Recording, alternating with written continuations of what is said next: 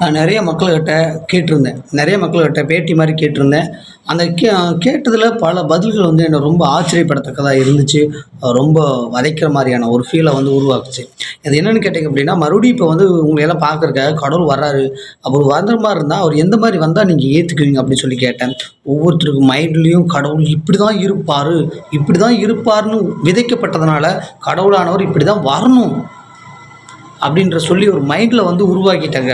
நான் கேட்டேன், "கடவுள் எப்படிங்க இருக்கணும்?" அப்படின்னு கேட்டேன். "இந்த பாருங்க மயில்ல தான் வரணும், நெறைய நகையெல்லாம் அணிஞ்சிருக்கணும், ஒருத்தன் வாளோட வரணும், ஒவ்வொருத்தரும் ஒவ்வொரு மாரி இப்படிதான் கடவுள் இருக்கணும்." அப்படின்னு சொல்லிட்டாங்க.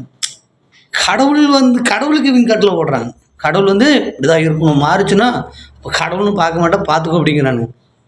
மனுஷன் தன்னுடைய சுயநலத்துக்காக ஒரு கடவுளை உருவாக்கி வைத்திருக்கிறான். கடவுளானவர் எப்படி வேணாலும் இருக்கலாங்க. இப்படிதான் இருக்கணும்னு மனுஷன் போட முடியாது. மனுஷன் இன்னைக்கு கடவுளுக்கு மேல மாறி, கடவுள் மனுஷன் சொல்றது தான் கடவுள் கேட்கணுன்ற நிலைமை விதியின் அப்பால மாறிருச்சு. அதனால தான் இன்னைக்கு அ மனிதர்கள் வந்து மனிதர்களாவே இல்ல. கடவுள் சொல்றபடி மனிதர்கள் கேட்காம, மனுஷன் சொல்றபடி கடவுள் கேட்டுட்டு இருக்காரு. கேட்கணுங்கிறாங்க. அதனால தான் இந்த உலகம் மிகப்பெரிய கொடூரமான ஒரு விஷயமான அழிஞ்சுகிட்டு இருக்குது அப்படின்றதுக்கு ஒரு உதாரணம் சொல்ல வரேன். ஆனா கடவுளுங்கிறது வந்து எப்படி வேணா இருக்கலாம்.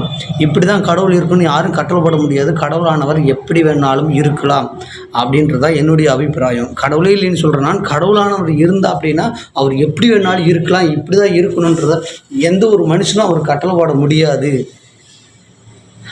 அதுதான் என்னுடைய பாயிண்ட்ல நான் சர்வே பண்ணல ஒரு விஷயம். நீங்க உங்களுடைய மைண்ட் தாட் எப்படி இருக்குன்னு கமெண்ட்ல பதிவு பண்ணுங்க.